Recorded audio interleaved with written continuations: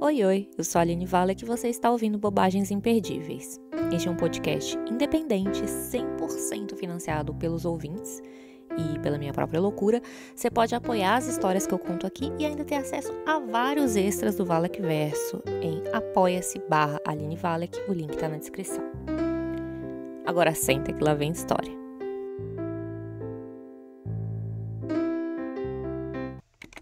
Primeiro ato, Cascavel. Quem é que vem vindo ali? Um homem de pele escura, usando óculos futuristas, roupas extravagantes, atitudes de rockstar. Ele chega com cara de poucos amigos, dizendo que faz e acontece, que briga, que bota pra correr, arranca o rabo do diabo, mata a cobra e mostra o pau. Diz que carrega uma navalha. Malandro, marginal. Diz que apagou um no Paraná. Pá, pá, pá.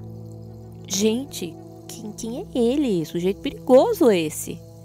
Ele mesmo responde: meu nome é Benedito João dos Santos Silva Beleléu, vulgo Nego Dito. Nego Dito, Cascavel.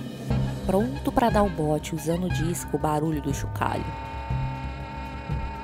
Ah, que som gostoso, que ritmo dançante. Cuidado! Se chamar a polícia, ele vira onça, a boca espuma de ódio. Ele começa a olhar pra alguém na plateia. Que é? Tá me encarando? O público fica assustado, não sabe como reagir. Esquece até que é um palco. Em outra cena, Beleléu é enquadrado. Um coro feminino coloca ele no tribunal. Tragam camisa de força, capuz, reforcem a segurança. Mas eu não fiz nada, a denúncia é falsa. E a denúncia lá, gritando, fazendo birra, se esparrama no chão. Fake news, eu não fiz nada. Eu já fui réu na Globo, tô sendo na Alemanha também. Cala a boca, fica quieto, nem um pio. Em outra cena, um anúncio interrompe a música. Ouvidos atentos. Finalmente, Beleléu e a banda Isca de Polícia resolveram se entregar depois de um longo período de resistência. Aí o personagem vira narrador. Começa a apresentar o perigosíssimo bando, a banda. Paulo Barnabé na bateria e percussão, Rondó na guitarra e violão, Luiz nos teclados, Gordo, Eliane, Mari Turcão nos vocais. É tudo uma história.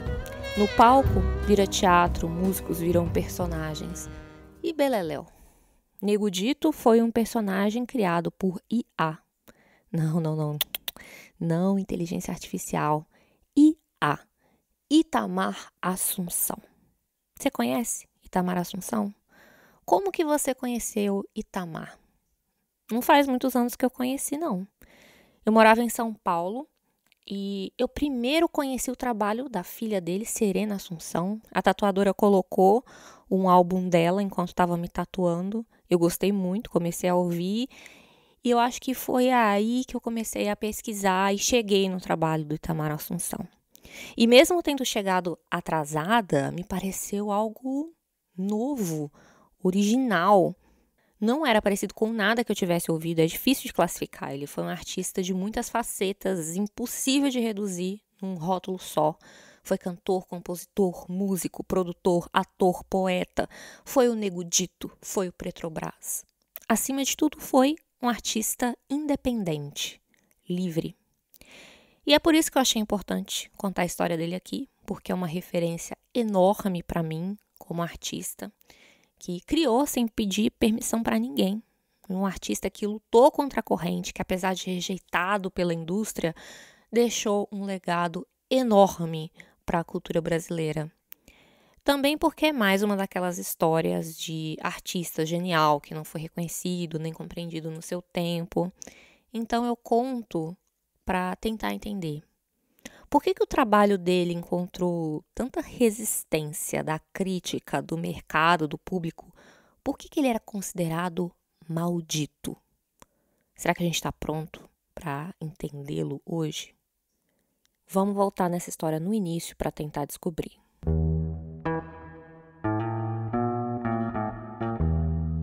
Francisco José Itamar Assunção nasceu em Tietê, no estado de São Paulo, no dia 13 de setembro de 1949, virginiano. Cresceu no ambiente do candomblé, ouvindo os batuques do terreiro no quintal da sua casa. O pai dele era pai de santo, o bisavô foi angolano, escravizado. A herança que Itamar recebeu foi a da cultura africana. Aos 12 anos, ele foi com a família viver no Paraná. Depois que terminou a escola, ele começou a estudar contabilidade, mas ele estava flertando com outras áreas. Aquele momento em que o jovem quer experimentar, não sabe muito bem o que seguir, não sabe se estuda psicologia, não sabe se começa a jogar futebol. Acabou se aventurando também pela música, começou a aprender a tocar violão sozinho. Daí, largou a contabilidade, entrou para o teatro, que os irmãos dele, Denise e Narciso, também faziam, já eram atores, e ele entra para o grupo de teatro de Arapongas, o Gruta. E um dos primeiros papéis que ele interpretou foi um Tiradentes negro. Desde aquela época ele já estava encarnando personagens que lutam pela liberdade, que buscam fazer revolução. Esse jovem Itamar ainda não sabia disso, que ele de fato ia revolucionar. Ele queria jogar bola, ele queria fazer gol. Ele insistiu no futebol, foi fazer teste em time grande, achavam que ele ia virar um ídolo, numa época de Pelé, Tostão e Rivelino, hein? Mas ele também queria tocar, queria cantar. Começou a fazer amizades na música, parceiros de composição, com quem ele aprendeu muito, como Arrigo Barnabé. Itamar estava ensaiando para um festival de música em Londrina. Na época ele precisava pegar um ônibus e percorrer 80 quilômetros todo dia, 40 quilômetros para ensaiar, 40 quilômetros para voltar para casa.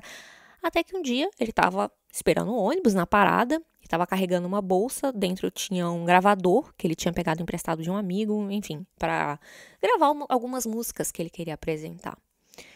Aí passou a polícia e parou o Itamar, pediu para ele abrir a bolsa. Disseram que queriam ver a nota fiscal do gravador para provar que não era roubado.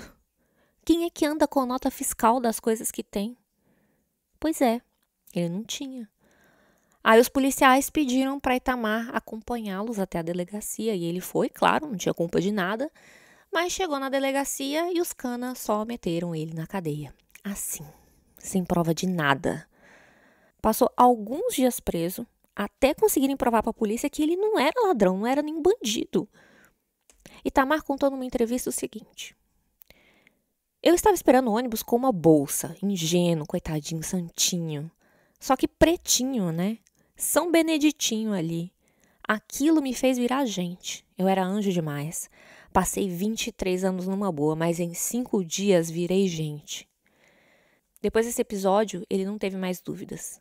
Era a música que ele queria seguir, era isso.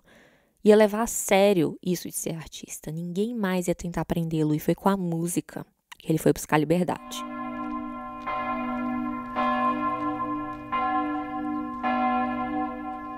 São Benedito é um santo negro da Igreja Católica. Ele teria sido filho de africanos escravizados ou talvez um mouro islâmico escravizado, porque também é conhecido como São Benedito o Mouro. Mas foi um homem que viveu ali por volta de 1520, que se dedicou à vida religiosa, mas nunca foi ordenado padre porque tinha a pele escura. Em vez disso, ele foi mandado para trabalhar num convento como cozinheiro, onde trabalhou a vida inteira. E talvez por isso as pessoas passaram a acreditar, depois que ele foi canonizado, que ele é o santo que não deixa faltar comida na mesa. E São Benedito é um santo adorado e festejado na Igreja Rosário dos Homens Pretos da Penha. A Penha foi o bairro em São Paulo que Itamar escolheu para morar. Ele foi para São Paulo ali em 73 e primeiro ele passou um tempo morando com um amigo, o Arrigo Barnabé, mas foi na Penha que ele passou boa parte da vida. Casou com Elisena, uma descendente de italianos, que foi a sua companheira de vida inteira, com quem teve 2 filhas maravilhosas, Serena e Annelise, que também viraram artistas. Foi na Penha que Itamar frutificou. E São Paulo foi muito importante na criação do Itamar. Essa cidade que é um bicho de 7 cabeças, esse lugar que tem saúde, que tem socorro, que tem liberdade, que tem a luz, mas não tem claridade. Não tem intervalo, tudo depressa acontece. O Brasil inteiro tá ali, uma mistura de tudo que você pode imaginar. É Torre de Babel, é inflação, é vendaval, é chuva, é gente do Nordeste, é gente do Sudeste. E essa identidade multifacetada ficou impressa na música que Itamar estava interessado em fazer.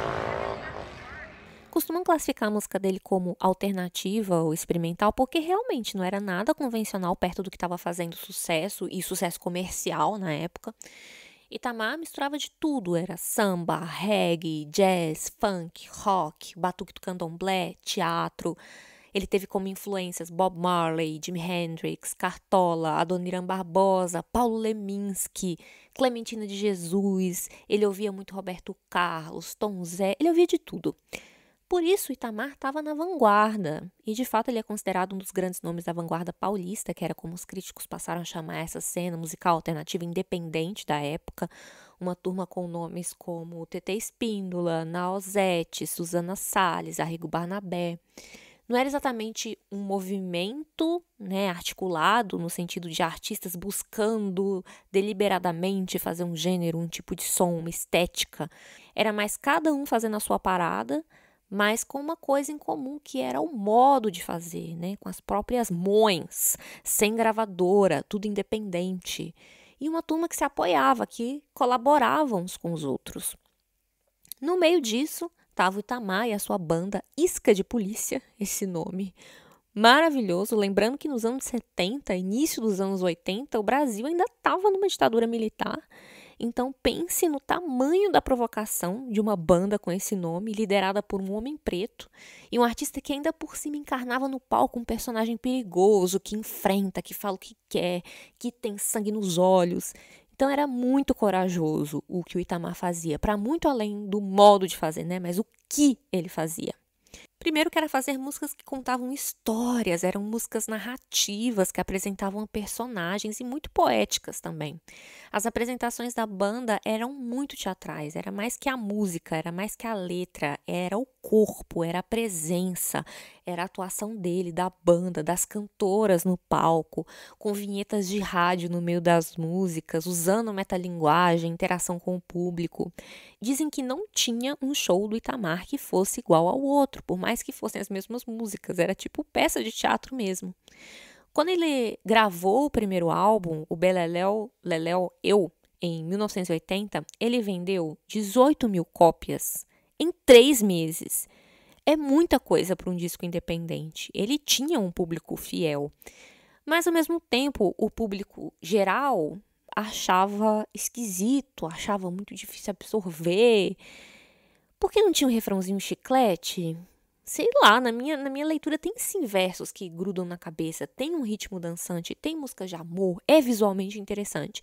A questão é que Itamar tocou em alguns festivais de música, um na TV Cultura, outro na Globo, e ele foi vaiado, o público jogava coisas no palco, ele não ganhou o prêmio, quer dizer, até ganhou, acho que foi no da Globo, mas uma espécie de prêmio consolação, né? Não foi a melhor banda, mas a melhor pesquisa. O que isso quer dizer? Tipo, não chega a ser música para valer, ele só está apresentando uma pesquisa, um experimento? Como assim? Então, rolava um desprezo pelo trabalho dele e de outros artistas que não se encaixavam no padrão do que era esperado da música naquela época. Por isso, o rótulo de malditos. Eram aqueles que a mídia não conseguia classificar, colocar um rótulo. E sem um rótulo, né? Como saber em qual prateleira colocar, para quem vender? Então a mídia fez o que ela sabe fazer, que é colar rótulos nos artistas. E colaram esse rótulo de maldito em artistas simplesmente do naipe de Itamar, Jardim Macalé, Tom Zé, Walter Franco, Luiz Melodia. Aliás, na música Quem é Cover de Quem, Itamar manda um recado para o Luiz Melodia. Eu vou ler aqui um trecho, que é sensacional. Circula pela cidade que sou cover de você, tu és o Pérola Negra, já desde 72. Eu inventei Beleléu só 8 anos depois. Além desta pele preta, coisa comum em nós dois, ideias, músicas, letras, não são só feijão com arroz. Dizem formamos de fato um belo par de malditos, te chamam de negro gato, me tratam de nego dito, e já que talento é inato, isso tudo estava escrito num mundo cheio de chatos, e bota chato nisso, até que somos São Beneditos. No mais, sambamos de tudo, funk, soul, blues, jazz, rock and roll. Só falta agora contar o que é que houve outro dia. Assim que entrei num bar desses de periferia, alguém começou a gritar, jurou que me conhecia, mas no lugar de Itamar, disparou Luiz Melodia.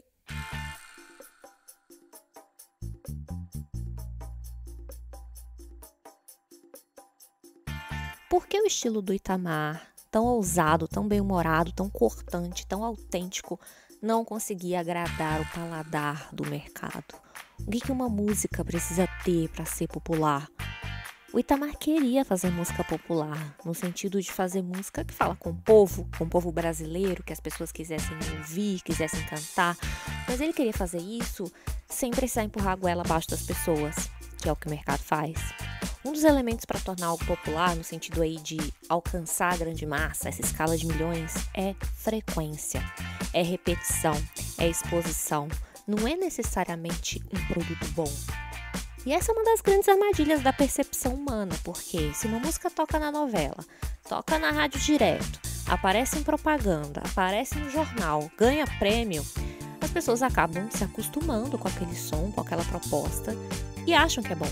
Aparece na TV, na mídia, igual a bom. A gente é convencido a gostar do que está fazendo sucesso, do que é o hype do momento. O que faz sucesso, naquela época e hoje também, é o que o público espera inconscientemente ser repetido. É a reinvenção de um mesmo padrão. Por isso que as pessoas e o mercado precisam do rótulo, precisam entender o que é. Então, não tem novo. O que vai ser sucesso vai ser geralmente uma repetição. Na música Prezadíssimos Ouvintes, o Itamar diz o seguinte: o novo não me choca mais. Nada de novo sob o sol. O que existe é o mesmo ovo de sempre, chocando o mesmo novo. Muito prazer, prezadíssimos ouvintes.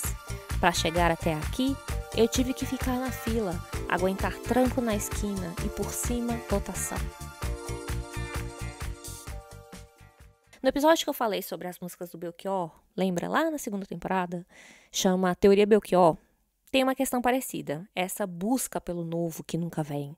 O Belchior estava ali contestando a Tropicália, mandando as suas indiretas para o Caetano, e no fundo é parecido com a questão que Itamar traz, que é contestar esses sucessos absolutos que não deixam espaço para a diversidade e, acima de tudo, contestar o sistema que cria esses sucessos absolutos. Eu encontrei uma pesquisa de mestrado sobre a obra do Itamar, muito interessante, muito rica, chama Singular e Plural, Os Vários Eus de Beleléu, da Rita de Cássia da Cruz Silva, da USP. Vou linkar aqui na descrição, mas tem um trechinho que ela fala o seguinte: historicamente, podemos dizer que o início da década de 80 estava profundamente marcado pela mercantilização das artes, sobretudo na música. Tanto o artista como a obra passaram a ser encarados como um produto que poderia ser consumido, ou seja, deveriam estes ser confeccionados sob medida para o mercado consumidor. No caso de Itamar, pela voz dele, pela origem, pelo estereótipo, o mercado queria encaixar ele em outro papel. Então, ele ia nas gravadoras apresentar o trabalho dele, não pense que não. Ele cantava as músicas que ele compôs e aí falavam para ele: olha, faz um samba, você tem uma voz legal. E ele ficava puto, não entendia nada. Mas é isso, o mercado quer encaixar em um padrão. Então é claro que iam achar o trabalho do Itamar esquisito. O público não era nem exposto àquele tipo de música, era destoante do padrão vigente. Tem outra música do Itamar que me faz pensar nessa questão, que é o Adeus Pantanal. Ele já tocou essa música com a TT Espíndola, inclusive. Ela usava essa voz característica dela, super aguda, para imitar o som dos animais do Pantanal. E a letra fala assim: eu fui a Corumbá pra no Pantanal olhar a bicharada. Eu fui pra ver, não vi, que decepção senti. Vi quase nada. Eu não vi bem-te-vi, beija-flor nem juriti. A passarada. Eu não vi jabuti, não vi coral nem sucuri. Vi quase nada. Eu não vi o coati, não vi anta nem sagui. Onça pintada. Eu não vi o saci, não vi o grilo cri-cri. Vi quase nada. Por alto, essa música fala do desaparecimento da diversidade no Pantanal, faz ainda mais sentido hoje em dia, é quase profética, né? Considerando o crescimento do desmatamento, das queimadas, que só ficam piores com as mudanças climáticas. Mas, numa leitura menos literal, ele também está falando de produção cultural. Porque no Brasil, a ideologia da monocultura é muito forte, desde que essa terra começou a ser explorada. Então, já teve a monocultura da cana, do café, do cacau. É sempre um produto que é a estrela, né, a ser explorada, até sugar tudo, até deixar a terra exausta. E aí, partir para o próximo e recomeçar tudo de novo. E isso não é só na agricultura, não. É na cultura também. É todo um ciclo de eleger esses sucessos absolutos para tirar o máximo de dinheiro daquilo e não deixar quase nada para o resto. É um sistema que ameaça a diversidade, o pequeno vai sumindo, porque o que é diferente não tem espaço, não tem oportunidade. E aí, se você for olhar para a mídia, né, que elege o que é bom, o que não é, quem são os donos por trás? Eu recomendo você dar uma olhada nos nomes dos bilionários que dominam a mídia do Brasil para você ver o que você acha. É um punhado das mesmas famílias controlando os meios de comunicação. E se você for mapear de onde vem a riqueza e a influência desse pessoal, você vai chegar em gente que já foi dono de escravos, você vai chegar lá nas capitanias hereditárias. Não dá para falar de Brasil sem falar de escravidão. E por esse ângulo, a obra do Itamar se mostra ainda mais relevante, ainda mais cheia de camadas, ainda mais atual, porque ele tentou se libertar desse ciclo. Vai ficar esperando validação desse mercado? Mas ser independente tem um preço. Como é que vai competir com o alcance, com a frequência, com a estrutura que esse mercado feito de grandes gravadoras, grandes veículos de comunicação é capaz de atingir? Tem um documentário chamado Reverberações, em que a Annelise Assunção conta que o pai dela chegou a receber propostas de usar as músicas dele em propaganda, para tocar em novela, mas ele nunca aceitou. Teria tornado a vida dele mais fácil? Teria ganhado muito dinheiro? Talvez, não dá para saber, mas ele fez uma escolha, né? Ele escolheu ser honesto na obra dele. Ele tinha medo de que, fazendo essas concessões para ter esse sucesso, esse modelo de sucesso mainstream, fosse fazer ele perder a liberdade criativa. Então a gente pode pensar, mas o que ele poderia ter feito para conseguir esse sucesso comercial? Mas será que era esse modelo de sucesso comercial que ele estava buscando? Em uma entrevista no Jô Soares, em 98, ele disse o seguinte: Eu acho que nesses anos todos, o fundamental foi entender o meu caminho, um caminho quase que solitário na música brasileira, desde que eu percebi que ou eu desenvolvia uma linguagem, acrescentava alguma coisa, música, ou eu teria que compor da mesma forma que todos. Mas a cultura falou mais alto, no sentido em que, quando eu vi Cartola, Ataúfo Alves, Clementina de Jesus, que fizeram o seu trabalho tal, numa outra época, e que a independência artística é que eu vi que seria o importante acrescentar. Eu não posso ter uma pressão para compor o que eu componho, uma linguagem dificílima. Quando eu cheguei na música, o Milton já existia. Então, o Milton é muito difícil.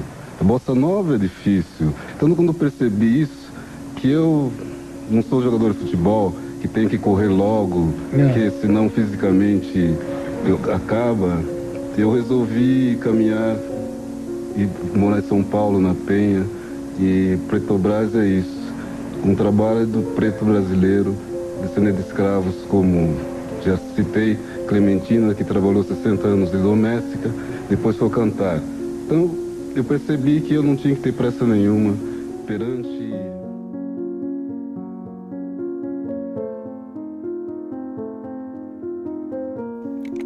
Segundo ato, Orquídeas. Você sabia que Itamar já quase veio morar na Alemanha? Em 88, ele foi convidado para tocar com a sua banda na Documenta, que é uma das mais importantes mostras de arte contemporânea do mundo, que acontece a cada 5 anos na cidade de Kassel. E o Itamar também passou com a sua música por outras cidades, por Hamburg, Berlim, Nuremberg, Bremen. Os alemães piraram no estilo do Itamar. O jornal alemão chegou a classificar como um aperfeiçoamento pós-industrial da tradição musical africana. Ele conta que, chegando em Kassel, tinha vários brasileiros na plateia, né, que estavam achando que iam ouvir samba, estavam empolgados para isso. E aí ele teve que avisar: não vim aqui tocar samba, o que eu faço não é samba. Escuta que é bem diferente. A música dele fez tanto sucesso nessa passagem dele pela Alemanha que ele teve 2 dos seus discos lançados por um selo de Frankfurt. Ele conta que vendeu na Alemanha muito mais discos do que vendia no Brasil. É muito doido ele ter encontrado no mercado alemão o espaço que ele não encontrava no mercado brasileiro, onde ele era taxado de maldito, de estranho, de música que só intelectual entende. E ele voltou outras vezes para tocar na Alemanha com outros músicos, né, como a Susanna Salles, a Ana Ozzetti. Mas quando ele voltou para o Brasil depois da primeira vez, ele voltou com essa ideia fixa de ir morar na Alemanha. Primeiro porque ele foi muito bem recebido. Ele viu que ele podia ter uma carreira musical, que a música que ele fazia era valorizada, mas também porque ele ficou impressionado com a qualidade de vida, que é realmente surreal, é uma coisa que impressiona. Então ele via as crianças indo para a escola sozinhas, né? Cidades muito tranquilas, muito seguras, uma vibe de vila. E ele ficou um tempo com essa ideia na cabeça. Ele chegou a começar a estudar alemão, tanto que ele compôs algumas músicas que misturam português e alemão, como a Ich liebe dich, que é como se diz eu te amo aqui. Então a letra fala: Ich liebe dich, Frau. Embora eu seja legal, ich bin manchmal blau. Eu tenho cara de mal, mas ich bin nicht sehr schlau. Ele ainda brinca com esse som do alemão, que é um chiadinho que eu acho muito fofo, que é o sh. Tá, eu sei que parece o som de um gato engasgado com bola de pelo, mas eu gosto de falar, me deixa. E esse sh, ele incorpora quase como um instrumento, né? Que ele canta ich liebe die, Frau. E ainda traz uma das palavras que os alemães mais falam, que é o genau. Genau, que significa exato. Sim, o povo daqui é chegado numa exatidão. E ele tinha esperança de que vivendo na Alemanha ele poderia ser livre, que era o que ele mais buscava. Mas em algum momento ele acabou desistindo desse plano. Porque, claro, viver em outro país sempre tem as suas dificuldades. Como, por exemplo, estar isolado da língua portuguesa, em um lugar que fala uma língua muito distante da nossa. E considerando ainda que era anos 80, não tinha internet, talvez bem menos gente por aqui falasse inglês, a dificuldade de se comunicar, ainda mais para quem é artista, pega demais. E aqui eu falo em experiência própria, né? Mas eu vou ler aqui um trechinho de um texto que a Annelise Assunção postou no Facebook dela, contando essa história, em que ela conta o seguinte: Meu pai tinha desejo do mundo, de culturas e saberes de todo canto, e tinha muita vontade de ser livre de verdade, de se livrar da escravidão atrelada à sua pele, seu corpo e ao seu destino como homem negro num país escravocrata. Depois de passar 3 meses na Alemanha, fazendo shows e estudando a possibilidade de irmos todos para lá, eu e a Serena ficamos com medo desse plano dar certo. O velho Ita desistiu. Voltou para o Brasil com saudade da sua feijoada semanal, do quintal, do sol, sal e calor humano. Contava histórias sobre a solidão que sentia por lá. Ouvíamos atentas e, de certa forma, aliviadas. E foi nessa volta, quando num show em Salvador, ele teve a certeza de que era no Brasil que ele iria viver até sua morte, ao lado dos pretos, na luta através da poesia. Tem um verso que me impactou muito na música do Itamar, que diz o seguinte: São Paulo é outra coisa. Não é exatamente amor, é identificação absoluta. Sou eu. Eu não me amo, mas me persigo. Bonita palavra, perseguir. Eu persigo São Paulo. Não é amor exatamente, é identificação absoluta.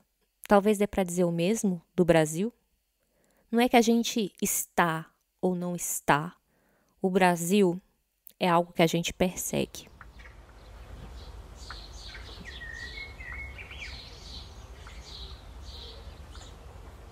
Itamar amava cuidar do jardim. Acordava cedo para regar as plantinhas, conversava com elas. Tem algo em passar horas da rotina olhando para as plantas. Ver se está hidratada, se vai florir, se está crescendo. Deve ensinar muita paciência esse exercício de entrar no tempo vegetal. Tem muita coisa acontecendo, mas a gente acha que não, que está parado. Não está parado, está só em outro tempo. Está acontecendo devagar. Itamar esperava. Ele criava orquídeas, que é uma flor muito difícil de manter caprichosa, não gosta que fica mudando ela de lugar. A maioria das espécies de orquídeas floresce uma única vez no ano, mas ao mesmo tempo elas têm uma diversidade incrível. Só no Brasil são mais de 2.500 espécies, tem de toda cor, todo tamanho, formatos diferentes. Itamar dominava essa ciência de cuidar das orquídeas, sabia criar, cruzar espécie, tinha tantas que até dava de presente. Itamar era o tipo de pessoa que ia no mato e voltava com mudinha que ele catava para levar para casa. Foi muito legal poder ver esse lado do Itamar no documentário Daquele Instante em Diante. Recomendo muito, porque mostra o contraste entre esse personagem que ele criou, o Beleléu, um cara durão, né? O artista que dá bronca, manda o público ficar quieto para ele continuar o show, alguém difícil de lidar. E esse outro Itamar, suave, que era pai, que dava flores de presente, que era muito influenciado por mulheres. Chegou um momento da carreira que o Itamar estava cansado de estar em ambientes masculinos. Ele deixou a isca de polícia seguir o seu caminho, inclusive a banda toca, continua junto até hoje. E em 1993, Itamar resolveu criar uma banda que tivesse uma formação 100% feminina. Ele queria se cercar só de mulheres no seu processo criativo. Então ele chamou a Nina Blaut, a Helena, a Adriana Sanches, a Tata Fernandes, Miriam Maria, Georgia Branco, Simone Sou e Simone Julian, Clara Bastos e a Renata Matar e montou essa banda. Eram muitas, assim como as orquídeas no quintal, então nasciam as Orquídeas do Brasil, a banda que passou a se apresentar com Itamar. Eles gravaram juntos um álbum em 3 volumes, que são os meus discos favoritos do Itamar Assunção, que é a trilogia Bicho de 7 Cabeças. Ele passar a tocar com as orquídeas foi uma transição também de estilo, de tipo de música que ele passou a fazer. Se antes era uma música para bater de frente, ali era música para abraçar, para dançar agarradinho com a cara no cangote. Tipo Tua Boca. A tua boca me dá água na boca, que vontade de gritar. É uma bomba. Acho que vai arrebentar, desgraça pouca. Azar, eu vou me matar na tua boca. Ou então em Custa Nada Sonhar, em que ele canta: vem, minha amada, me dá sua mão. Vamos sair por aí para ver os preços. Vamos ver se o do queijo ainda é o mesmo de ontem, de quando te roubei um beijo. Ele conseguia ser poético até falando de inflação. Mas isso também se deve às parcerias de composição que ele tinha. Ele escreveu muitas músicas com a poeta Alice Ruiz, tipo Milágrimas. Se amargo foi já ter sido, troque já esse vestido, troque o padrão do tecido, saia do sério, deixe os critérios, siga todos os sentidos, faça fazer sentido. A cada 1000 lágrimas sai um milagre.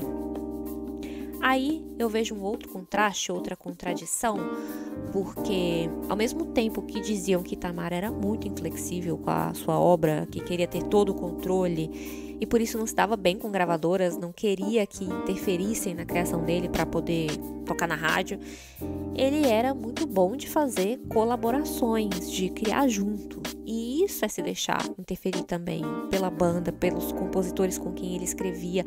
E ele era muito generoso, fazia questão de mostrar que ele não estava fazendo aquilo sozinho, que a banda era muito importante no processo. A questão não era que ele não conseguia deixar outras pessoas interferirem na obra dele. A questão é quem ele queria trazer para perto, em quem ele confiava para chamar para brincar. Diziam que ele era desconfiado. Então eu fico aqui imaginando que ele devia buscar pessoas com a mesma vibração para essa mágica poder acontecer. E ele não deve ter encontrado essas pessoas no mercado tradicional. Sei lá, pode acontecer. E eu acho que isso tem muito a ver com a obra do Itamar ser muito teatral, de precisar do olho no olho, da presença física. Imagina, devia ser uma outra experiência ouvir essas músicas ao vivo, com uma interpretação que só ia acontecer daquele jeito uma única vez. E ele trazia o ouvinte para dentro da música. Era teatro interativo, daquele que o ator desce do palco e chega bem pertinho da sua cara. Eu acho que quando se torna um sucesso de massa, essa é uma das coisas que saem do controle. A forma que o público vai entrar em contato com o artista, com a obra. Na verdade, tem pouquíssimas coisas que estão no controle quando se faz arte, mas o que a trajetória do Itamar me mostra é que, pelo menos a escolha de como você vai fazer, com quem você vai fazer, isso está na sua mão. Por essa escolha vale a pena brigar. O fazer independente não é melhor nem pior, mas é uma forma possível. Às vezes o lance do artista vai ser perseguir um sucesso da escala de milhões e pelos caminhos tradicionais, de ganhar prêmio, de ser best-seller, de aparecer na Globo. Mas também é possível perseguir outros tipos de sucesso. E a gente precisa saber que é possível contornar esses gatekeepers, essas catracas culturais que definem quem pode ou não passar. O que deveria também ser possível é o artista, no mínimo, poder viver do seu trabalho e ter condições materiais para poder criar. É ter esse chão que sustenta. É o básico para ser livre. É ser dono do nosso trabalho. Eu não acho muito justa essa narrativa de que o Itamar não teve sucesso só porque não foi sucesso nos moldes da mídia de massa. Ele teve sucesso, sim, mas de um outro tipo, e de um tipo que permanece. Às vezes a briga não é para ser aceito por todo mundo, mas é uma busca por encontrar o seu lugar, um jardim que ele possa cultivar. Se a obra é a soma das penas, pago, mas quero meu troco em poemas. Terceiro ato, Itamar. Era um cara engravatado, do outro lado da mesa, esperando o Beleléu dar uma resposta. Pá, pá, pá! O engravatado leva um tiro na cara, mas logo ele se levanta, arruma a gravata e fala: eu sou do mercado, eu não tenho tempo de morrer. E continua a reunião como se nada tivesse acontecido. Foi no Sesc Pompeia que eu assisti essa cena onírica, uma mistura de show musical com peça teatral, contando a história de Itamar Assunção e tocando suas músicas, num palco no formato arena, bem no meio da plateia, num espaço que já foi uma antiga fábrica de tambores de metal. A peça Preto per Itamar me marcou muito porque foi a última peça que eu assisti antes da pandemia. Eu acho que eu vi ali no final de 2019. Então, depois dela, eu fiquei uns 3 anos sem ir ao teatro e foi um espetáculo inesquecível. Com a direção da Grace Passou, eu já falei do trabalho dela aqui no podcast. Trate de procurar o episódio O Poder da Palavra, você vai entender porque eu sou fã. E a peça teve o roteiro dela e da Ana Maria Gonçalves, escritora mineira, autora de Um Defeito de Cor. O projeto foi da Ana Elisa Assunção, contou com a Denise Assunção no elenco, irmã do Itamar. Aliás, um elenco de peso, só gente foda envolvida. O ator que interpreta Itamar, ou um cover do Itamar, o Fabrício Boliveira, em certo momento da peça grita pro homem engravatado, esse representante do mercado: se a obra é a soma das penas, eu pago. São mais do que versos de uma música. O que Itamar escreveu ali foi um grito de independência. Naquele momento, eu entendi que as penas são as decisões difíceis que a gente tem que tomar para continuar a fazer o trabalho em que a gente acredita. Fazer arte é se ver com alguma frequência encarando um tribunal. As autoexigências, o julgamento dos outros, receber uma sentença, um rótulo, maldito. As penas também podem ser aquilo do qual a gente tem que abrir mão em nome da nossa criação, as oportunidades que a gente perde, a rejeição do público, da crítica, os nãos que a gente coleciona no caminho. Ser artista independente no Brasil, olha, não é fácil. A cada 1000 lágrimas sai um milagre. Mas Itamar pagou o preço, ele sempre bancou os custos de ser independente.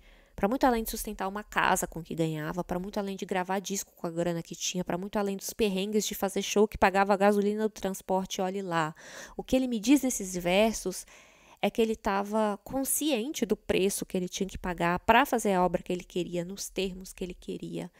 E a obra dele, mais do que pagou, deu até troco, que ele avisou que fazia questão de receber em poemas. Itamar morreu em 2003, aos 53 anos. Morreu em casa, na Penha, depois de alguns anos tratando de um câncer de intestino. Foi muito cedo, muito cedo. E ainda assim deixou um legado enorme, que continua a se reproduzir, a se multiplicar em quem foi e é tocado pela sua obra. Na peça Preto per Itamar, Itamar mandou avisar que não ia subir no palco, que está muito melhor onde está agora. Por isso ele mandou um cover em seu lugar, o ator Fabrício Boliveira, que teve que aprender ao decorrer da peça a incorporar Itamar. E aí a personagem da documentarista, que foi interpretada pela Cláudia Missura, que está ali filmando a vida dele, acompanhando ele, é ela quem dá as instruções. Eu anotei para não esquecer. São passos simples. Você pode tentar ir da sua casa. Vamos lá, levanta, dá uma alongada. Vamos fazer agora um pequeno exercício de teatro. Como incorporar Itamar Assunção? Primeiro passo, pendure uma linha no peito e devagar puxa para cima. Isso, faz o peito ir junto. Abre bem, sobe o peito. Agora, segundo passo, mantenha o olhar na mesma altura do outro ou olhe de cima para baixo, bem beleléu. Isso aí. Isso aí. Terceiro passo. Pescoço ágil. Solta esse pescoço, deixa ele bem mole, isso. Agora olha para um lado, olha para o outro. Não perde de vista nada ao redor. Quarto passo, ande como se a gravidade estivesse ao contrário. É o alto que está te puxando.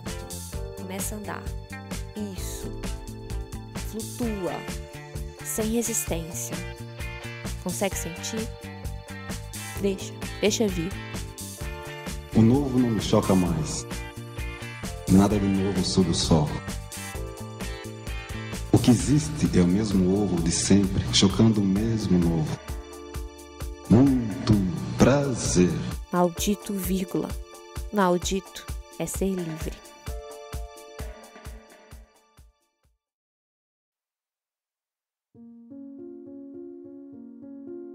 Para encerrar o episódio de hoje, eu vou ler um texto que a Ana Maria Gonçalves escreveu sobre Itamar Assunção. Desde 2003, o artista vive recluso e solitário, em um lugar que é guardado a 7 chaves pelos poucos conhecidos que ele ainda se digna a receber. Seus nomes também não podem ser revelados a pedido de Itamar, para que os outros, os que ficaram de fora, não lhe questionem os motivos. Itamar nunca foi de dar satisfação, nem às pessoas, nem à indústria fonográfica, o que fez dele o artista independente que ousou cantar, gravar e viver às próprias custas. Que ele me perdoe o clichê, foi um homem à frente do seu tempo, em um tempo em que não havia internet para ajudar a quebrar o monopólio do capital. Pagou caro por isto, tornou-se um artista póstumo, como ele mesmo costumava dizer. Obrigada por ouvir até aqui, espero que você tenha gostado. Lembrando que eu não sou uma especialista na obra do Itamar, eu conto essa história de um lugar de fã. Então, desde já eu peço desculpas pelas elipses, pelas especulações, pelo meu teatrinho. Meu trabalho é criar ficção e contar já é inventar, né? Por isso que eu falo tanto, jamais acredite no narrador. Eu vou deixar na descrição do episódio alguns dos links das minhas fontes de pesquisa para vocês consultarem fontes mais confiáveis e para você explorar mais. Por exemplo, tem o MUITA, o Museu Digital do Itamar Assunção. Além de ser muito bonito, muito legal de navegar, também tem muita informação, muita foto, vale visitar. Já os meus apoiadores do pacote pesquisador, você sabe, vão receber meu dossiê de pesquisa bem bonitinho, bem completinho. E eu criei uma playlist com uma seleção das músicas que eu citei neste episódio e que me ajudaram a construir a narrativa que eu contei aqui. O link também está na descrição. E, meu amor, você pode me escrever sempre que você quiser. Você pode me dizer o que você achou. É só escrever para escreva@alinevalek.com.br. Por fim, eu te convido a espalhar a palavra de Itamar Assunção. Compartilha esse episódio, contando a história dele. Compartilha as músicas. Manda para alguém. Conta nas suas redes qual que é a sua favorita. Como que você conheceu Itamar Assunção? Fiz aqui a minha parte em contar. Um beijo e a gente se encontra no próximo episódio. Tchau!